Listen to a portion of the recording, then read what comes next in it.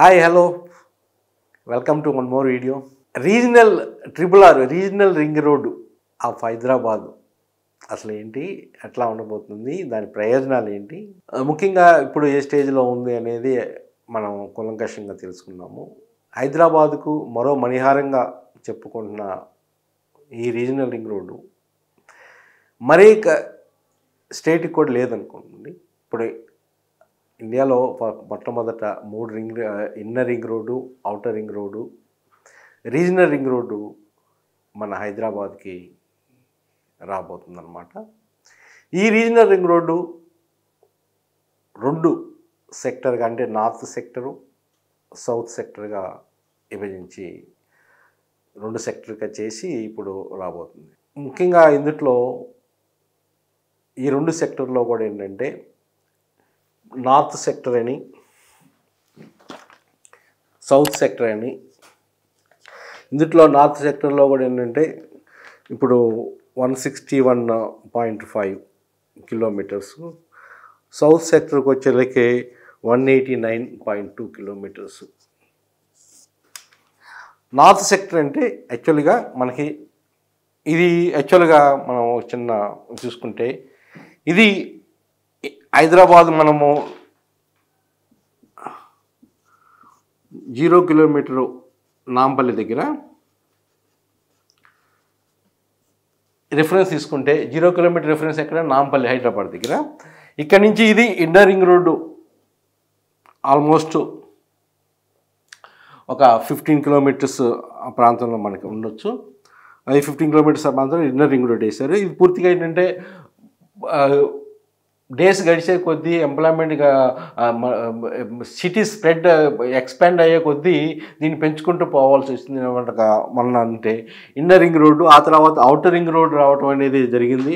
Outer ring road కూడా 2006 నుంచి start అయ్యి 2016కి కంప్లీట్ చేయడం జరిగింది. 2006లో మన్మోహన్ సింగ్ గారు దీన్ని ఇనాగ్రేషన్ చేశారు. 2016కి టోటల్గా inner ring road, outer ring road అనేది అవైలబుల్ అనమాట. అప్పటి వరకు నేను కొన్ని ఫేస్లుగా చేయడం జరిగింది. కొన్ని సర్వీస్ రోడ్ కనెక్టివిటీ లేకపోవడం, కొన్ని మెయిన్ రోడ్ కనెక్టివిటీ కొంచెం టైం తీసుకుంది ల్యాండ్ ఎక్విజిషన్లో కూడా. ఆ తర్వాత ఇప్పుడు రీజనల్ రింగ్ రోడ్ని ప్రపోజ్ చేస్తున్నారు. రీజనల్ రింగ్ రోడ్ 2 సెక్టర్గా, నార్త్ సెక్టర్ వచ్చేలాకే సంగారెడ్డి, ఆల్మోస్ట్ పెద్దాపూర్ దగ్గర అనుకోండి, అది ఎగ్జిట్,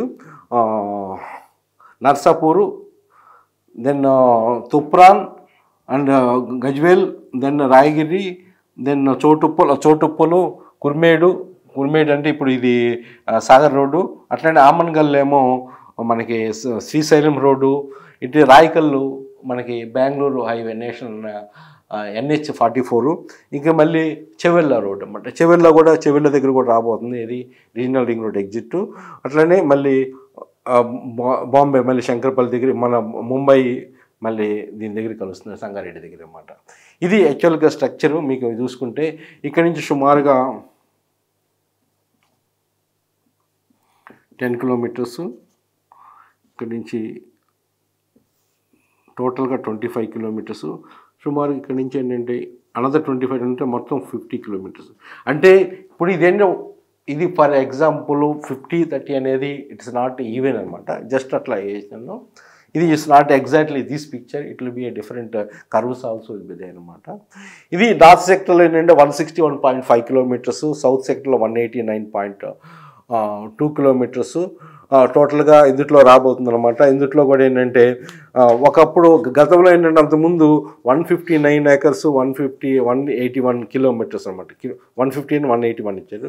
దీన్ని మళ్ళీ ఎక్స్పాండ్ చేసుకుంటే దీన్ని 161 చేశారు, దీన్ని 189 చేశారు.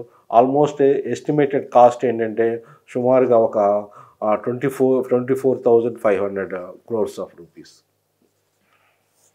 ఇందులో ల్యాండ్ అనేది 50% central government and state government, మిగతా కన్స్ట్రక్షన్ కాస్ట్ అనేది టోటల్గా సెంట్రల్గా భరిస్తుంది అనమాట. ఇది దీని కాన్సెప్ట్. ఇండియాలో ఇది నెంబర్ 1 అనమాట హైదరాబాదు. ఇది రీజనల్ రింగ్ రోడ్ రాబోతుంది. ఇప్పుడు యాక్చువల్గా మనము రీజనల్ రింగ్ రోడ్ యొక్క అసలు ఉపయోగం ఏంటి అనేది మనం తెలుసుకుందాం. అసలు ఎందుకు నీడ్ అనేది వచ్చింది. అవుటర్ రింగ్ రోడ్లో మనం చేసినా కానీ 158 కిలోమీటర్స్లో సర్కమ్స్టెన్సెస్ తీసుకున్నా కానీ ఇంకా ట్రాఫిక్ అనేది పెరుగుతూ ఉంది.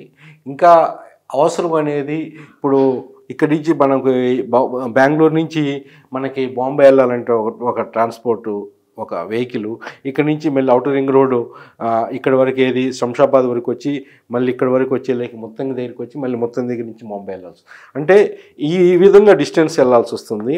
అదే మనకి రీజనల్ రింగ్ రోడ్ వచ్చినట్టయితే ఇక్కడ నుంచి రాయకల్ నుంచి షాద్నగర్ కన్నా ముందు అక్కడి నుంచి ఇటుకుంటూ చెవెళ్ళ మీదుగా మళ్ళీ ఇక్కడికి వచ్చేలాగా పెద్దపల్లి, అంటే ఈ డిస్టెన్స్ ఇక్కడ వరకు అనేది చాలా వరకు తగ్గబోతుంది అనమాట.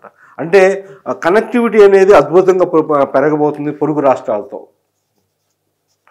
దానివల్ల ఏంటి, ఇంకా మనం ఆలోచిస్తే కనెక్టివిటీ అనేది తగ్గటం వలన ఏమవబోతుంది, ట్రావెల్ కాస్ట్ తగ్గబోతుంది,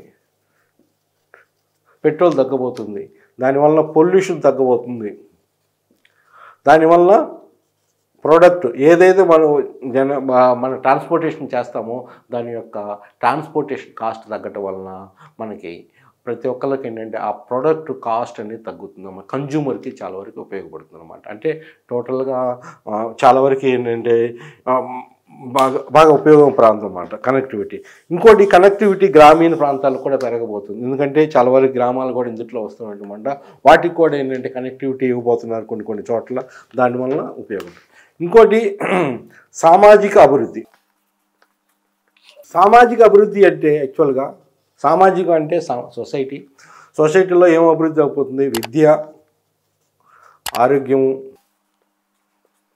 ఎంటర్టైన్మెంటు, ఇటువంటివి కూడా ఏంటంటే అందుబాటులో ఉంటాయి అన్నమాట.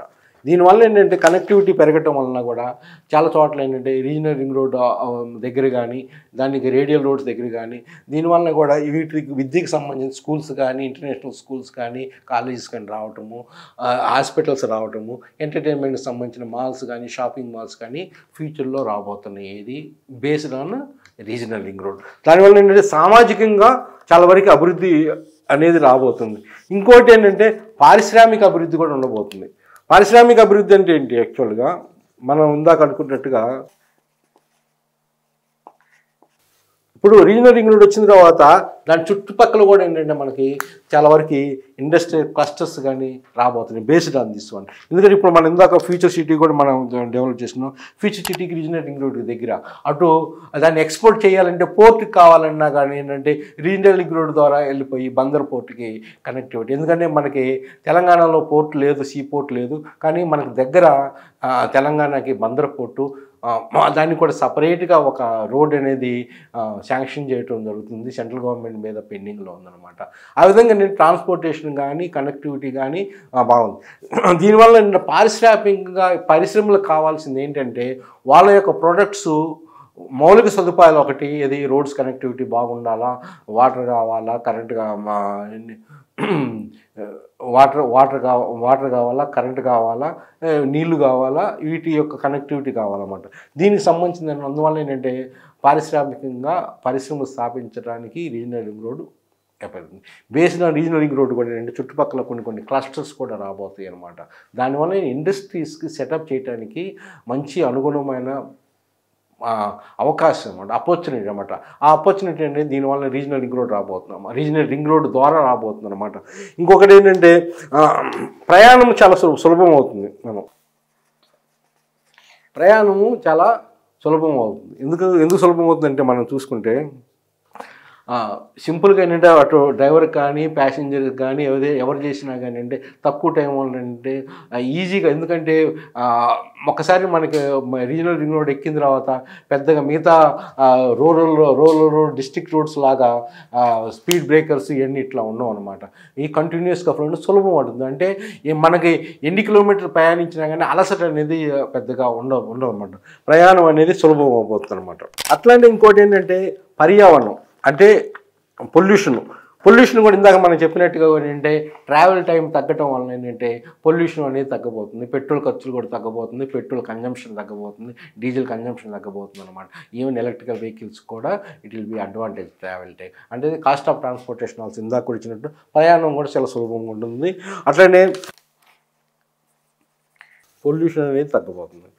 ఇంకొకటి ఏంటంటే మనం చూసుకుంటే వ్యవసాయదారులకు కూడా ఏంటంటే విలేజ్లో ఉన్న వ్యవసాయదారులకు కూడా ఇది కన్వీనియంట్, ఎందుకంటే వాళ్ళ ప్రోడక్ట్ మార్కెటింగ్ చేయాలన్నా, మార్కెట్స్ తీసుకెళ్లాలన్నా రీజనల్ రింగ్ రోడ్డు, దానికి సంబంధించిన రేడియల్ రోడ్స్ ఉండటం వల్ల ఏంటంటే మార్కెటింగ్ అనేది చాలా ఈజీగా ఉంటుంది. అంటే రైతులకు కూడా ఉపయోగపడుతుంది అన్నమాట, వ్యవసాయకు సంబంధించిన మార్కెటింగ్కి ఉపయోగపడుతుంది. అట్లానే ఇంకొకటి మనం చూసుకున్నామంటే ఏంటంటే కొత్త అభివృద్ధి కేంద్రాలు అనేది రాబోతుంది. ఇప్పుడు రీజనల్ రింగ్ రోడ్ రావటం వల్ల ఏంటంటే కొన్ని చోట్ల మాల్స్ రావటం, ఎంటర్టైన్మెంట్ మాల్స్ రావటం కానీ, కొన్ని క్లస్టర్స్ దగ్గర ఇండస్ట్రీస్ రావటం కానీ, ఐటీ సెక్టర్స్ క్లస్టర్స్ రావటం కానీ, లాజిస్టిక్ సెక్టర్స్ రావటం కానీ, వీటి వలన కూడా ఏంటంటే చాలా వరకు అభివృద్ధి అనేది ఉండబోతుంది అనమాట. ఏది based on regional ring road. ఇంకోటి ఏంటంటే మనకు ముఖ్యంగా మనం గమనిస్తే ఇప్పుడు కొత్తగా ఇప్పుడు మనకి ఇది రీజనల్ రింగ్ రోడ్ అన్నాం కదా, ఇప్పుడు రీజనల్ రింగ్ రోడ్ దాటిన తర్వాత కూడా ఏంటంటే ఒక 5 కిలోమీటర్స్గా సుమారుగా ఈ ప్రాంతంలో ఈ 5 కిలోమీటర్స్లో రీజనల్ రింగ్ రైల్ అనేది రాకపోతుంది అనమాట. ఇక్కడ ఏది రీజనల్ రింగ్ రోడ్ దాటిన తర్వాత within the 5 kilometres of the regional ring road regional ring rail, ఇది central government project. Already survey చేయటం అయితే జరిగింది. దీన్ని డిపిఆర్ కూడా mostly they are going to come up by the month of the July అనమాట. DPR కూడా రాబోతుంది. దానివల్ల ఏంటంటే చాలా వరకు ఏంటంటే ఆల్రెడీ కొన్ని చోట్ల మనకి ఆల్రెడీ రైల్ ఉంది కాబట్టి టోటల్గా రీజనల్ రింగ్ రోడ్ బయట వితిన్ 5 కిలోమీటర్స్లో రింగ్ రైల్ రావటం వల్ల ఏంటంటే ప్రయాణం కూడా ఏంటంటే చాలా సులభంగా ఉండబోతుంది, కనెక్టివిటీ బాగా పెరగబోతుంది, ట్రాన్స్పోర్టేషన్ ఆఫ్ ది గూడ్స్ కానీ ఇండస్ట్రీస్కి సంబంధించినవి కానీ తీసుకురావడం చాలా ఈజీగా ఉండబోతుంది అన్నమాట. అంటే రైలుతో ఇప్పుడు ఇంతవరకు మన ఇండియాలో ఎక్కడా లేదనమాట ఈ విధంగా అన్నమాట. రీజనల్ రింగ్ రైల్ అనమాట ఇది. ఇప్పుడు ఇది మెయిన్ అన్నమాట. ఇప్పుడు ఇన్ని అడ్వాంటేజ్ ఉండటం వల్ల ఏంటంటే రీజనల్ రింగ్ రోడ్ని మనకి ఒక డెఫినెట్గా ఇది వస్తే ఒక మణిహారంగా ఉండబోతుంది ఇది హైదరాబాద్కి. అందుకని మనకి నితిన్ గడ్కరీ గారు కూడా మనం ఒకసారి అనడం జరిగింది, ఇది ఒకసారి నాకు ల్యాండ్ ఇవ్వండి, వితిన్ 3 ఇయర్స్లో మీకు రీజనల్ రింగ్ రోడ్ తయారు చేసేస్తా ఉంది. ఇప్పుడు ఎట్లా ఉంది పొజిషన్ అనేలకి ఏంటంటే నార్త్ సెక్టర్కి వచ్చేలకి almost land acquisition almost completed. దానివల్ల డిపిఆర్ కూడా సెంట్రల్ గవర్నమెంట్ తొందరగా ఇవ్వబోతుంది. వర్క్ అయితే స్టార్ట్ అయిపోతుంది తొందరగా అనమాట. ఓన్లీ స్మాల్ హెచ్ఎస్ ఉండి దాన్ని కూడా మనం కంప్లీట్ చేయబోతున్నారు. అందువల్ల ఏంటంటే ఇప్పుడు మళ్ళీ సౌత్ సెక్టర్కి వచ్చేలకి డిపిఆర్ ఇప్పుడు స్టేట్ గవర్నమెంట్ తయారు చేస్తుంది ఇది డిపిఆర్. అంటే డిపిఆర్ అంటే డీటెయిల్డ్ ప్రాజెక్ట్ రిపోర్ట్. అంటే ఎక్కడెక్కడ ఏం వస్తుంది, ఎక్కడెక్కడ రోడ్స్ వస్తున్నాయి, ఎక్కడెక్కడ వాటర్ వస్తుంది, దానికి సంబంధించిన బ్రిడ్జెస్ ఎక్కడ రావాలి, దాని యొక్క ట్రాఫిక్ అనాలైసిస్ కూడా చేస్తారు, ఏ విధంగా ట్రాఫిక్ ఉండబోతుంది, దాని ఎకానమిక్ అనాలైసిస్, దానివల్ల టోల్ ఎంత రాబోతుంది, రాబడి ఎంత రాబోతుంది, ఖర్చు ఎంత ఉండబోతుంది, ఈ విధంగా estimation economic feasibility, technical feasibility కూడా ఉంటుందన్నమాట. ఇవన్నీ కూడా ఇంకా స్టేట్ గవర్నమెంట్ డిపిఆర్లో ఉంది సౌత్ సెక్టరు. అది ఇంకా టోటల్గా ఫైనల్ అవ్వలేదు, ఇది ఏ రూట్ కింద పోతుంది. సో నార్త్ అయితే టోటల్గా ఇది నేను చెప్పినట్టుగా మొత్తం టోటల్గా రాబోతుంది అనమాట. అదే ఇది అయిపోయింది. అంటే టోటల్గా ఇప్పుడు within at least by this maximum తీసుకుంటే వితిన్ 3-4 మంత్స్లో ఈ 2 సెక్టర్స్ కూడా ఏంటంటే నార్త్ సెక్టర్ కానీ సౌత్ సెక్టర్ కానీ 2 కూడా ఏంటంటే స్టార్ట్ అవబోతుంది. కానీ 2 ఒకేసారి స్టార్ట్ చేయాలా, నార్త్ చేసిన తర్వాత సౌత్ చేయాలి. నార్త్ చెప్పాము నేను సంగారెడ్డి కానీ చోటుప్పలు వయా తూప్రాను. అట్లనే సౌత్కి వచ్చేలకి ఏంటంటే చోటుప్పలు కానించి సౌత్ ఆమన్గల్లు, రాయకల్లు ఇటు విధంగా మళ్ళీ ఇటువైపు ఇక్కడ వరకు అనమాట. ఈ 2 కూడా ఏంటంటే ఈ 2 వచ్చిన తర్వాత ఏంటంటే అప్పుడు చాలా అద్భుతంగా ఉండబోతుంది అనమాట డెఫినెట్గా. ఎందుకంటే కారణం ఏంటంటే అంతకుముందు మనకి ఔటర్ రింగ్ రోడ్డు తయారవడానికి 10 years పట్టింది. మ్యాక్సిమం ఏంటంటే ప్రాబ్లం ఎక్కడ వస్తుందంటే ల్యాండ్ ఎక్విజిషన్. ఇక్కడ కూడా ఏంటంటే north sector already land acquisition almost అయిపోయింది. అది తొందరగా పార్ట్ అయితే స్టార్ట్ అయిపోతుంది. బట్ ఒకసారి వచ్చిన తర్వాత 3 yearsలో రాబోతుంది. ఇప్పుడు అంతకుముందున్న టెక్నాలజీ కానీ వేరు, ఇప్పుడున్న టెక్నాలజీ వేరు. ఇప్పుడున్న టెక్నాలజీని బట్టేసుకొని చూసుకుంటే వితిన్ 3 years. ఎందుకంటే అప్పుడు ఎట్లా చేసేవాళ్ళు మామూలుగా ఒక సెక్టర్ రెండో సెక్టర్ అన్నట్టుగా చేసేవాళ్ళు. ఇప్పుడు ఏంటంటే ఇప్పుడు ఈ నార్త్ ఎట్లా అంటున్నాము, దీన్ని సెక్టర్స్ బైఫికేషన్ చేస్తారు. దీన్ని ఇప్పుడు ఫైవ్ సెక్టర్స్గా చేస్తున్నట్టున్నారు. 5 సెక్టర్స్గా సైమిల్టేనియస్గా స్టార్ట్ అవుతాయి. ఈ ఒక సెక్టర్, 2 సెక్టర్, 3 సెక్టర్, 4 సెక్టర్స్ సైమిల్టేనియస్గా ఇక్కడ ఒక కాంట్రాక్టర్కి ఇస్తారు, ఇక్కడ ఒక కాంట్రాక్టర్కి ఇస్తారు, ఇక్కడ ఒక కాంట్రాక్టర్కి ఇస్తారు, ఇక్కడ ఒక కాంట్రాక్టర్.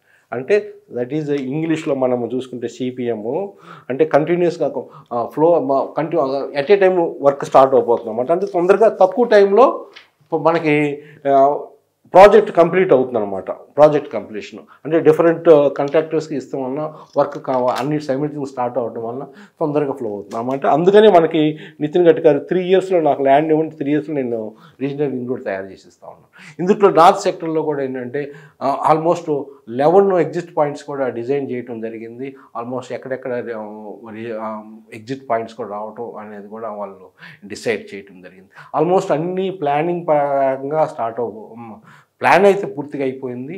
ఇప్పుడు ఓన్లీ ఏంటంటే ఎగ్జిక్యూషన్ అనేది ఇప్పుడు మనం తొందరగా వితిన్ 3 monthsలో మన ఎస్టిమేషన్ ప్రకారం 3-4 monthsలో మనకి both south and north will be completing అనమాట. అంటే యాక్చువల్గా ఏంటంటే ఈ విధంగా ఇప్పుడు రీజనల్ రింగ్ రోడ్ అనేది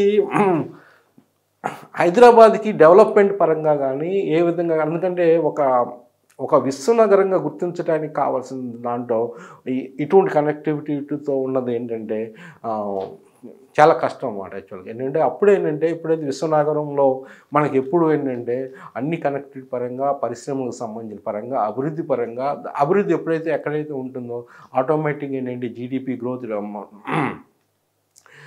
జీడిపి కూడా బాగా పెరగబోద్ది అనమాట. అప్పుడు ఆటోమేటిక్గా ఏంటంటే స్టాండర్డ్ ఆఫ్ లివింగ్ అనేది ఇంకా పెరగబోద్ది. ఎంప్లాయ్మెంట్ జనరేషన్ ఉన్నప్పుడు స్టాండర్డ్ ఆఫ్ లివింగ్ పెరుగుతుంది. ఆటోమేటిక్గా ఇవన్నీ వస్తూ వస్తాయంటే రియల్ ఎస్టేట్ పరంగా కూడా మంచి అద్భుతమైన ఎఫెక్ట్ ఉంటుందన్నమాట. అందుకని ఏంటంటే ఇప్పుడు మనము రీజనల్ రింగ్ రోడ్ దగ్గర కూడా మనం రేట్ చూసుకుంటే సుమారుగా ఒక 10,000 నుంచి 8,000 నుంచి 10,000 ఆ ప్రాంతంలో రేట్స్ ఉన్నాయి. మనము ఎక్కడైనా ఎక్స్ప్లోర్ చేస్తే 10,000 ఆ ప్రాంతంలో మనం తీసుకున్నా కానీ ఏంటంటే మంచి. కాకపోతే ఏంటంటే కొన్ని జాగ్రత్తలు అయితే తీసుకోవాలి. ఎందుకంటే ఇప్పుడు జాగ్రత్తలు కూడా ఎందుకు చెప్తున్నానంటే మనకి ఎగ్జాక్ట్గా నార్త్ అయితే సెట్ అయింది ఎక్కడైతే వస్తుంది అనేది, కానీ సౌత్లో ఇంకా ఏ రూట్ అనేది ఫైనలైజ్ చేయాల్సింది ఉంది. కానీ ఎగ్జిట్ పాయింట్ దగ్గర ఎక్కడైనా కానీ మీరు తీసుకుంటే రీజనల్ రింగ్ రోడ్ కావాలనుకుంటే ఎగ్జిట్ ఎక్కడైతే వస్తుందో దానికి తగ్గట్టు ఈచ్ ఎగ్జిట్కి 90 acres అనేది ఉండబోతుంది. అందుకని ఇందాక చెప్పినట్టు కూడా పర్యావరణాన్ని, గ్రీనరీని చాలా ఇంపార్టెన్స్ ఇవ్వబోతున్నారు. ఎక్కడైతే చెట్లు కొట్టాల్సి వస్తుందో దీని నిర్మాణంలో అంతకన్నా రెట్టింపుగా చెట్లు మళ్ళీ నాటాలి, గ్రీనరీని డెవలప్ చేయాలనే ఉద్దేశంతో రీజనల్ రింగ్ రోడ్ ప్రాజెక్ట్ అనేది రాబోతున్నారు. అందుకని ఏంటంటే ఈచ్ ఎగ్జిస్ట్ దగ్గర మినిమం 90 acres ఉండాలి అనేది ఒక సెట్ అయితే చేశారన్నమాట. ఆ ఏరియాలో ఒక డెవలప్మెంట్ అంటే ఎక్కడైతే ఎగ్జిట్ పాయింట్స్ ఉన్నాయో అక్కడ ఎంటర్టైన్మెంట్ పాయింట్స్ కానీ, అక్కడైతే అన్ని ఫెసిలిటీస్ ఉన్నాయి, ట్రాన్స్పోర్టేషన్ ఫెసిలిటీస్ కానీ, ఎంటర్టైన్మెంట్ కానీ, ఈ విధంగా ఒక క్లస్టర్స్, డెవలప్మెంట్ క్లస్టర్స్గా ఈచ్ ఎగ్జిట్ దాన్ని అనుగుణంగా బేస్ చేసుకొని మనం ఇన్వెస్ట్మెంట్ చేసినా కానీ చాలా బాగుంటుంది అన్నమాట. ఇప్పుడు నేను చెప్పినట్టు కూడా ఏంటంటే రీజనల్ రింగ్ రోడ్ దగ్గర ఒక 8,000 నుంచి 9,000 పర్ స్క్వేర్ యార్డ్. ఇది ఇన్వెస్ట్మెంట్ పరంగా మనము 3 years గవర్నమెంట్ చెప్తుంది, టేక్ ఇట్ 5 years తీసుకోండి, 5 years కంప్లీషన్. మనం ఓవరాల్కి మనం చెప్పింది 10 years అన్నాము, కానీ with existing more the technology take it 5 years. అయినా కానీ ఏంటంటే డెవలప్మెంట్ పరంగా మనకి ఇన్వెస్ట్మెంట్ అనేది బాగుండబోతుంది. ఇక్కడ కొన్ని ఛాలెంజెస్ అయితే ఉంటాయి. ఎందుకంటే కారణం ఏంటంటే రీజనల్ రింగ్ రోడ్ ఇప్పుడు అంతకుముందు మనకు హెచ్ఎండి అన్నాము. హెచ్ఎండిఏలో సుమారుగా 7260 ప్రాంతంలో స్క్వేర్ కిలోమీటర్స్లో ఉన్న హెచ్ఎండిఏ దీన్ని క్రాస్ చేసేసి ఇప్పుడు హెచ్ఎంఆర్ అని వస్తుంది, Hyderabad metro region. Hyderabad metro region తీసుకొస్తున్నారు. This will be more than 10,560, it's not exact figure, approximately square కిలోమీటర్స్లో రాబోతుంది. అంటే దీనికన్నా ఇంకా ఆల్మోస్ట్ 3,000 స్క్వేర్ కిలోమీటర్స్ పెరగబోతుంది అనమాట. ఇందులో కూడా 1350 సుమారుగా గ్రామాలు, రెవెన్యూ గ్రామాలు రాబోతున్నాయి. ఇందులో 11 డిస్ట్రిక్ట్స్ ఉండబోతుంది అనమాట. ఇప్పుడు నేను ఎందుకు చెప్తున్నానంటే, ఇది మనకి హెచ్ఎండిఏ అంతకుముందు మనకి హెచ్ఎండిఏ లిమిట్స్ దాటిన తర్వాత డిటీసీబీ లిమిట్స్ అని ఉంటుంది ఫ్రీ ఆ జోన్. ఇప్పుడు నీకు ఓఆర్ఆర్ వరకేమో జిహెచ్ఎంసి, ఓఆర్ఆర్ దాటిన తర్వాత regional ring road up to 5 kilometres వరకు ఇక్కడ హెచ్ఎంఆర్ రాబోతుంది. ఇది దీంట్లో మనకి ఏదైనా మన కన్స్ట్రక్షన్ అప్రూవల్ కానీ, లేఅవుట్ అప్రూవల్స్ కానీ, ఇప్పుడు ఏదైతే హెచ్ఎండిఏ చేస్తుందో అన్ని అప్రూవల్స్ అనేది హెచ్ఎంఆర్ తీసుకోబోతుంది అన్నమాట. అన్ని డెవలప్మెంట్స్ కానీ, ప్లానింగ్ ఎగ్జిక్యూషన్స్ కానీ, ప్లాన్స్ కానీ అన్ని హెచ్ఎంఆర్ అనమాట. It is a different again establish చేయబోతున్నారు. More than they are already started employment కూడా పోతున్నారు. అంటే డిఫరెంట్ ఏమేమి ఉండబోతుంది ఆర్గనైజేషన్స్. ఆటోమేటిక్గా డిటీసీపీ అనేది నో మోర్ డిటీసీపీ అనమాట. ఫ్యూచర్లో no more HMDA, it is only HMR. కాకపోతే హెచ్ఎంఆర్తో కూడా ఏంటంటే ఎక్కడైతే కొన్ని ఎయిర్పోర్ట్ ఉందో అక్కడ హాడా రెస్ట్రిక్షన్స్ ఉంటాయి. ఫస్ట్ హెచ్ఎంఆర్ని ఇంక మనం కన్సిడరేషన్ చేసుకొని మనం లేఅవుట్ ప్లాన్ చేసుకోవాలా. అట్లా తర్వాత హాడా జోన్లో అయితే మళ్ళీ స్పెషల్ రెస్ట్రిక్షన్స్ ఉండబోతున్నాయి. అట్లానే Yadadri temple development authority YTDA ఆ ప్రాంతంలో డిఫరెంట్ కొంచెం ఉండొచ్చు. అట్లానే ఎఫ్సిడిఏ ఇది ఫ్యూచర్ సిటీ డెవలప్మెంట్ అథారిటీ. ఈ విధంగా దీన్ని కూడా రెస్ట్రిక్షన్స్ ఉండొచ్చు అనమాట. అంటే ఇది టోటల్గా ఓవరాల్ హెచ్ఎంఆర్లో అయినా కానీ మళ్ళీ ఎక్కడైతే ఏ ఏరియాస్లో మళ్ళీ డిఫరెంట్ ఏరియాస్ ఉండబోతుంది అనమాట. ఈ విధంగా రెస్ట్రిక్షన్స్ ఉండబోతుంది. మనకి లేఅవుట్స్ కానీ జోన్స్ కూడా ఏంటంటే మారబోతున్నాయి అనమాట. ఇప్పుడు హెచ్ఎంఆర్ జోన్ అంతకుముందు మనకి 12 జోన్స్ ఉండేది హెచ్ఎండిఏలో. అంటే ఏ zones? Residential zones, residential zones R1 నుంచి R4 వరకు ఉన్నాయి. పెరి అర్బన్ జోన్స్, కన్జర్వేటివ్ అంటే అగ్రికల్చర్ కన్జర్వేటివ్ జోన్స్, అట్లనే free zones, special purpose zones, industrial zones, ఇట్లాగా డిఫరెంట్ జోన్స్ ఉన్నాయి. ఇప్పుడు ఆ జోన్స్ కూడా కొంతవరకు మార్పు అనేది జరగబోతుంది హెచ్ఎంఆర్ రీజన్. అందుకని 2050 map 2050 total plan mostly by November 2025కి రాబోతుంది అనమాట. ఏంటి 2050 మ్యాపు అన్నీ హెచ్ఎండికి ఎట్లా చేస్తారో కొత్తగా దీన్ని ఎక్స్టెండ్ చేస్తే హెచ్ఎండి లిమిట్ని ఎక్స్టెండ్ చేస్తూ up to 5 kilometres of the beyond the regional ring road వరకు తీసుకొస్తూ ఈ ప్యాంప్ని కూడా నవంబర్ 2025 కల్లా తీసుకురావాలని ఉండబోతుంది. ఇందులో జోన్స్ అనేది చాలా ఇంపార్టెంట్. ఇప్పుడున్న జోన్స్ రేపు మనం ఏదైనా ల్యాండ్స్ తీసుకున్నా కానీ మనం జాగ్రత్తగా చూసుకోవాలా. రేడియల్ రోడ్స్ బేస్ చేసుకొని ఎక్కడైతే జంక్షన్స్ వస్తాయో అట్లనే రీజనల్ రింగ్ రోడ్ దగ్గర ఎంట్రీ ఎగ్జిట్ పాయింట్స్ బేస్ చేసుకొని, నేషనల్ హైవేస్ బేస్ చేసుకొని, స్టేట్ హైవేస్ బేస్ చేసుకొని మనము వన్ వే ఆఫ్ ఇన్వెస్ట్మెంట్ అక్కడ చాలా అద్భుతంగా ఉండబోతుంది. నేను చెప్పాను రీజనల్ రింగ్ రోడ్ సుమారుగా రేట్స్ 8,000 నుంచి 10,000 ఆ మాత్రం పెడితేనే మనకి రిటర్న్స్ అనేది యూ కెన్ ఎక్స్పెక్ట్ ఇట్. అట్లానే ఇప్పుడు రేడియల్ రోడ్స్ అనేది ఇట్లా between the outer ring road and regional ring roads ఉన్నాయి. దాన్ని బేస్ చేసుకొని కూడా కొంతవరకు మనకి ఇన్వెస్ట్మెంట్ అనేది ఉంటుంది. ఇంకోటి ఇన్వెస్ట్మెంట్ ఆప్షన్స్ ఏంటంటే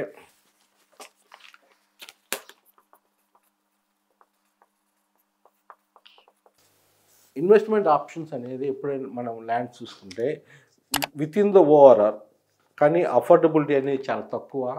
కానీ ల్యాండ్స్ అనేది దొరకవు. దొరికినా కానీ లిటిగేషన్స్ ఉంటాయి. ఎప్పుడు ల్యాండ్స్ కొనవద్దు. ఇప్పుడు దట్ ఈస్ వన్ కాషన్ మీరు తీసుకోండి. ఎందుకంటే నార్మల్ పర్సన్కి ఇఫ్ యూ వాంట్ మీకు లిటిగేషన్ లాయర్స్ ఉన్నారు, ఎవరైతే సాల్వ్ చేసి పెడతారు అవన్నీ చేసుకున్న అవన్నీ again it is up to you. కానీ అంటే అవుటర్ రింగ్ రోడ్ లోపల కూడా కొన్ని ఏరియాస్ ఉన్నాయి.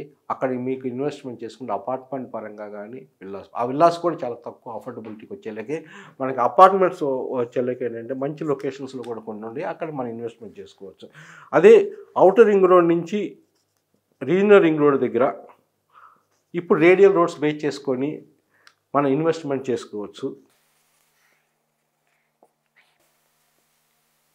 Future city development authority base చేసుకొని ఇన్వెస్ట్మెంట్ చేసుకోవచ్చు. ఇవన్నీ ఏంటంటే అగైన్ మీ యొక్క సూటబిలిటీని బట్టేసి ఒక స్టడీ చేసేసి జోన్ చూసుకొని సుమారుగా మీరు ఇన్వెస్ట్మెంట్ చేసుకోవాల్సి వస్తుంది. అట్లనే రీజనల్ రింగ్ రోడ్ దగ్గర ఇక్కడ కూడా గ్రోత్ కారిడార్ రాబోతుంది. ఏది రీజనల్ రింగ్ రోడ్ చుట్టూ. అట్లనే కొన్ని గ్రోత్ కారిడార్స్ రేడియల్ రోడ్స్ దగ్గర కూడా రాబోతున్నాయి అన్నమాట. అవన్నీ మనం చూసుకొని ఇన్వెస్ట్మెంట్ చేస్తే బెస్ట్ ఇన్వెస్ట్మెంట్ అనేది ఉండబోతుంది. ఎందుకని నేను చెప్తున్నానంటే ఇప్పుడు చాలామంది మనం నెగిటివ్గా ఆలోచిస్తే ఏంటంటే ఇప్పుడు మార్కెట్ అనేది స్తబ్దత ఉంది. ఇది బయ్యర్స్ మార్కెట్. ఇప్పుడు ఎవరు కొంటున్నారు? ఓన్లీ ఎండ్ యూజర్స్ కొంటున్నారు. ఎక్కడ? ఔటర్ రింగ్ రోడ్డు సరౌండింగ్స్ లేకపోతే with in the outer ring road. ఇది మార్కెట్ అంత పెద్దగా లేదు. ఇంకొకటి మరి investment ఆప్షన్కి వచ్చేలాగే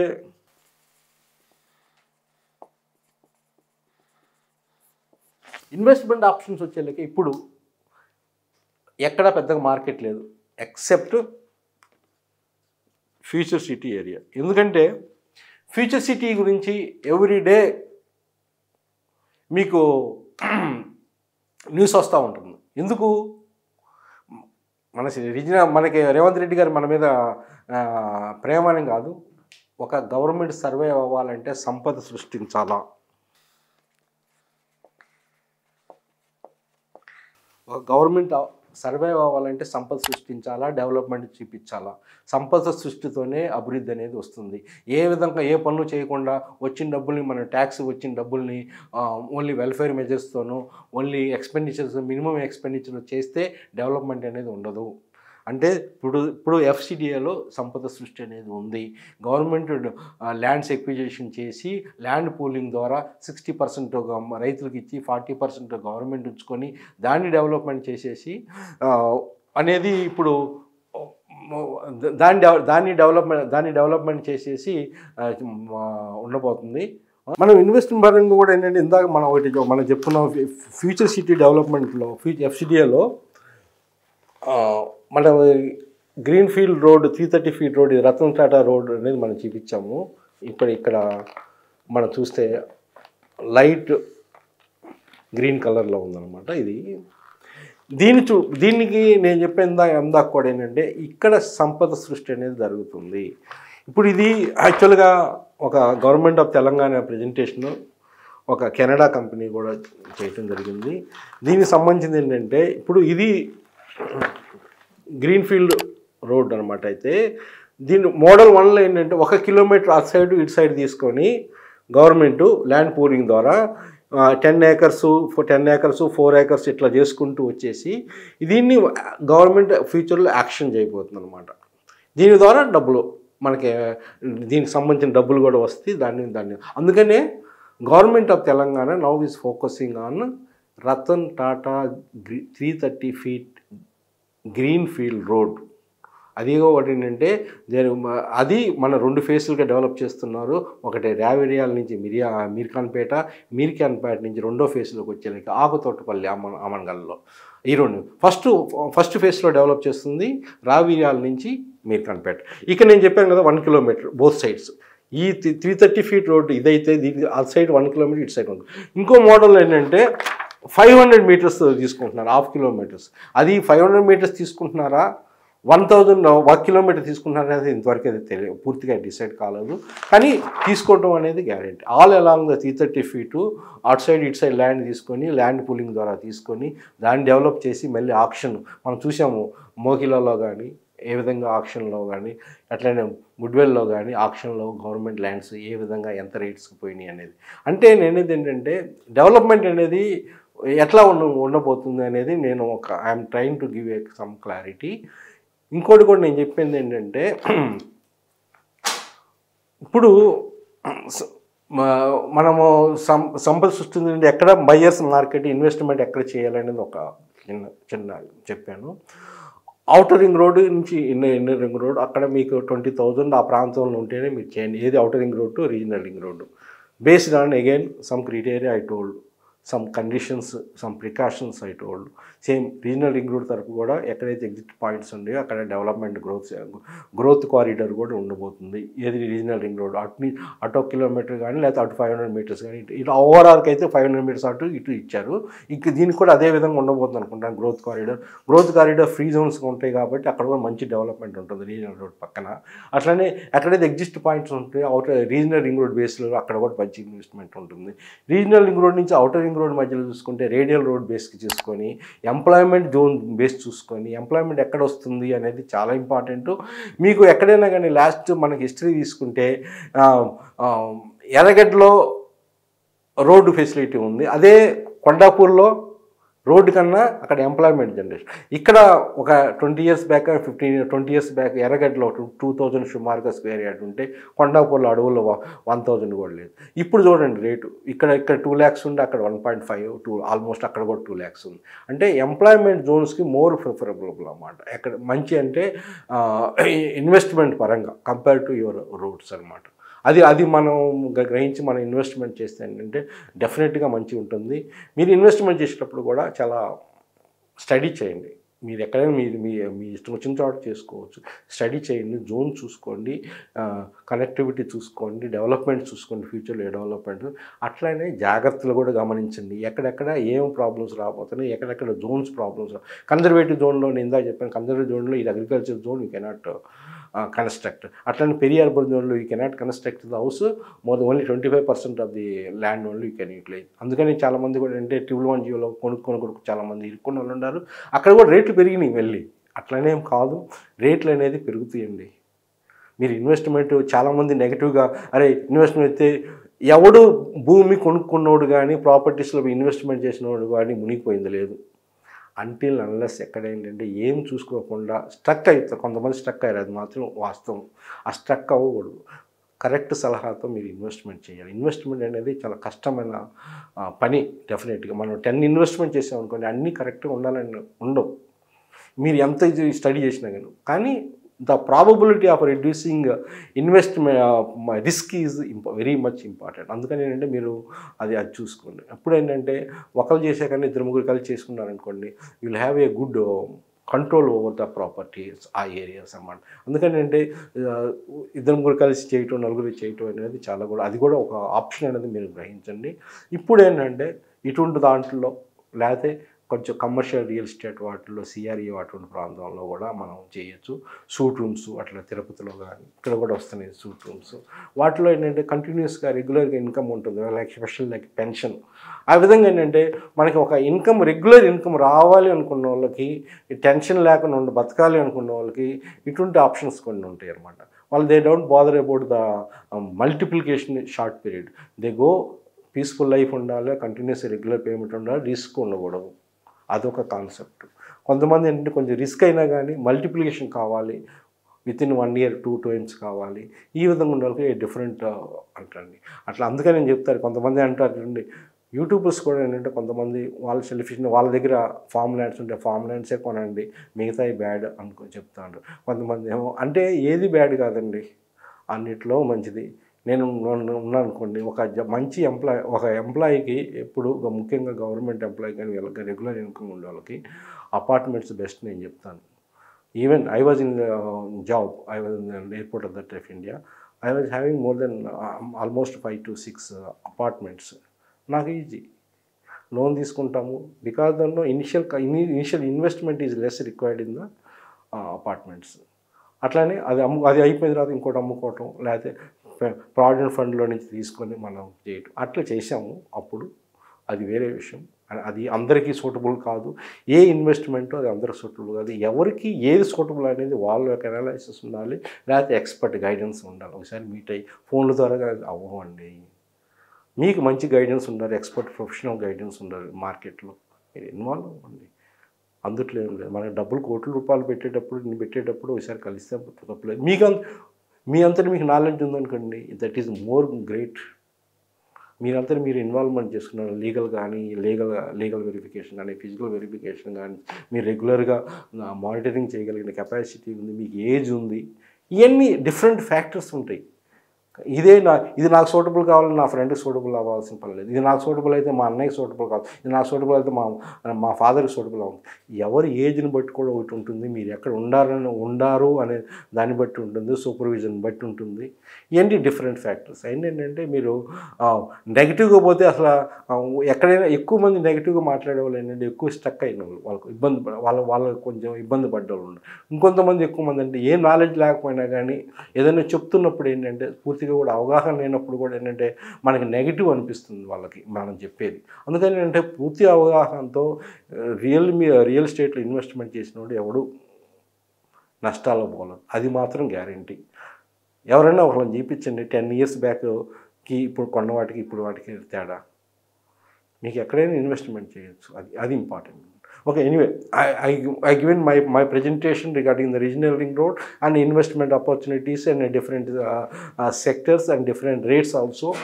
That definitely is going to be help you in taking a good decision. Take a good decision always.